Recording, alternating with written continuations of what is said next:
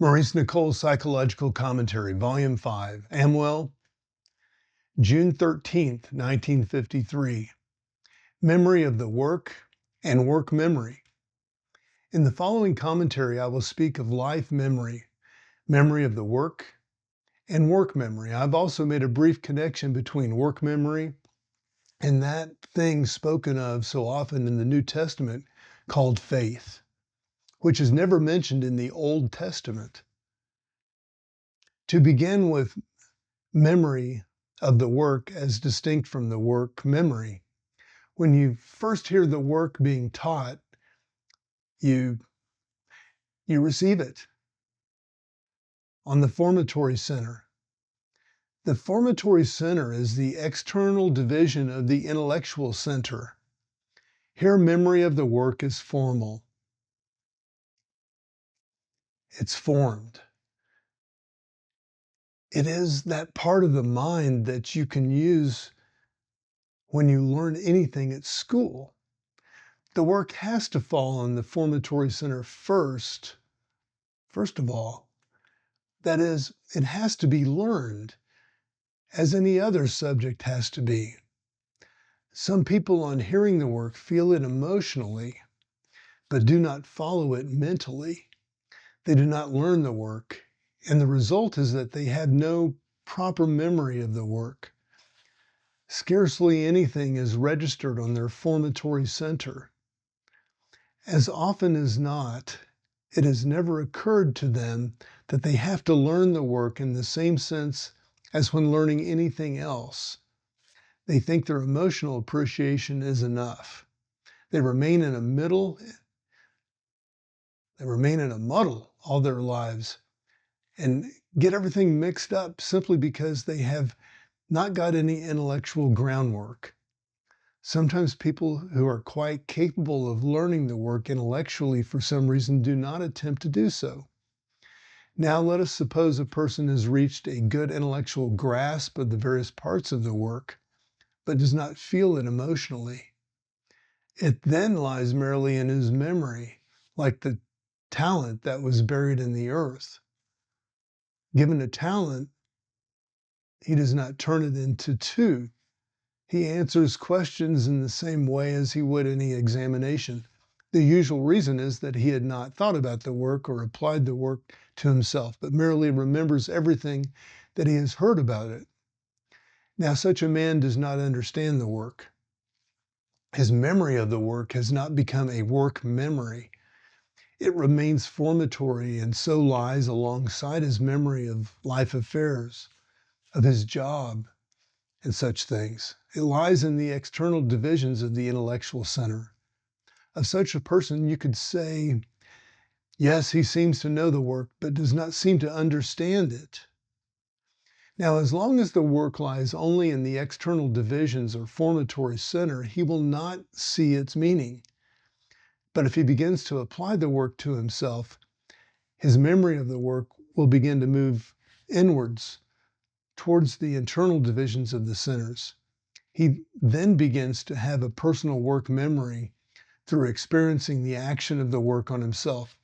It no longer lies alongside his memory for things belonging to his life memory. When this is the case, his memory of the work is no longer at the same level as, say, his profession. At the same level, it cannot grow. This is when the work falls by the wayside. As the parable of the sower and the seed indicates, the seed is the work. And if it falls along the traffic of life things, and it remains there, it will not develop. The ideas will not grow in the man and cannot. If he has good memory of the work, he will rattle off answers just in the words as he learns them, and not from the work memory. In fact, he will not even be able to answer questions save a stereotype deadening way from memory. Whereas if he answered from his understanding, his replies would never be stereotyped and would conduct force. Now, if a man both thinks about and applies the work to himself, his memory of it changes because he will now become a memory of his experiences. And when he has begun to apply the work to himself, he begins to see how it applies to him.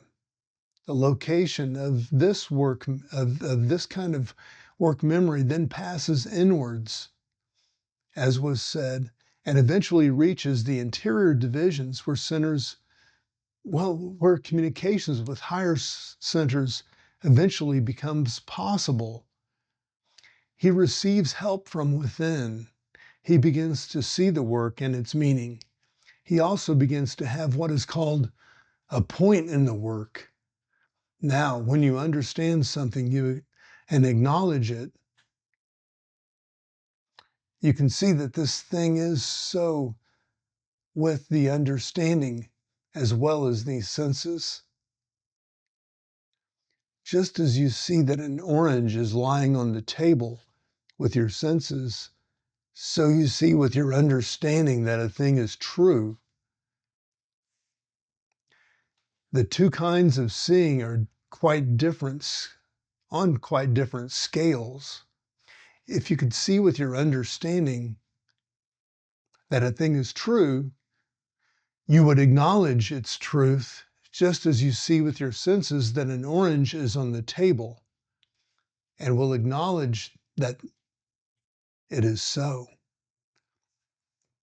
So if you never see with your understanding that anything the work teaches is true, you will have no belief in the work, and the work memory will be a curious kind. It will not help you.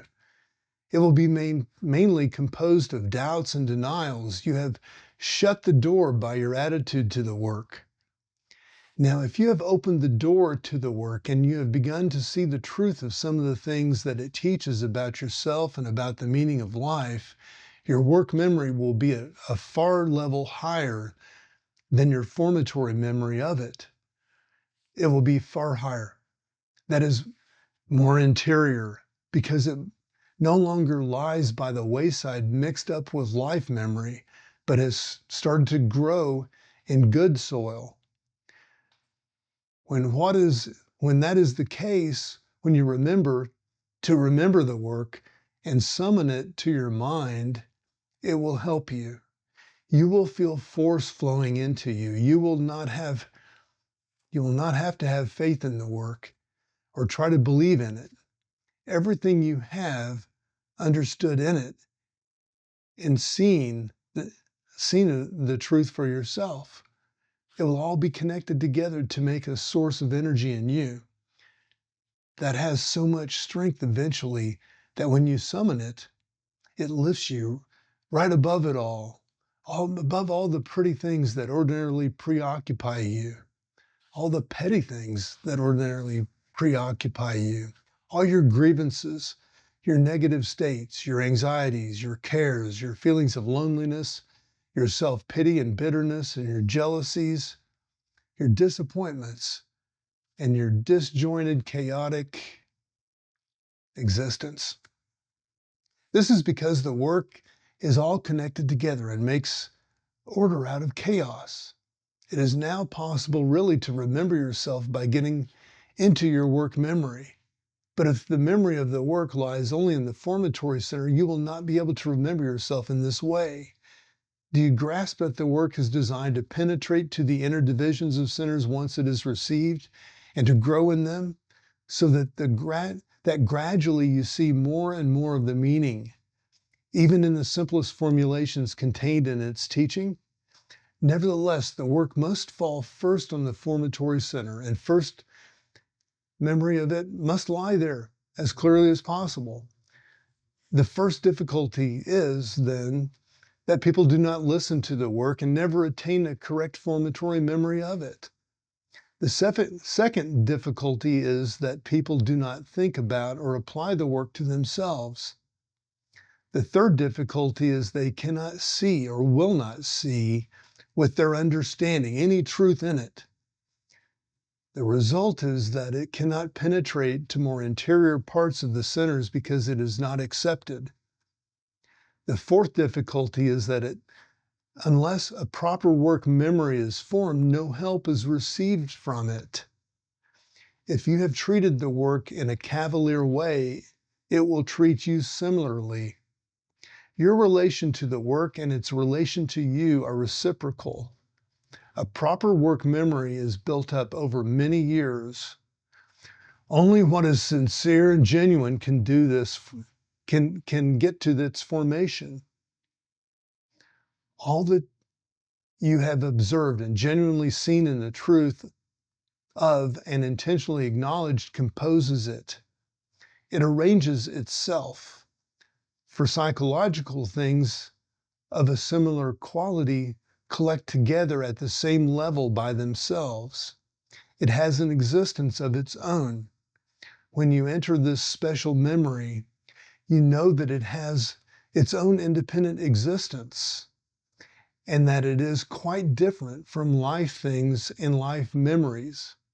It is on another level. You see why you must not be held down by life memories, why you should not identify with them, and why you should not put the feeling of I into them, especially into sad or negative and bitter things.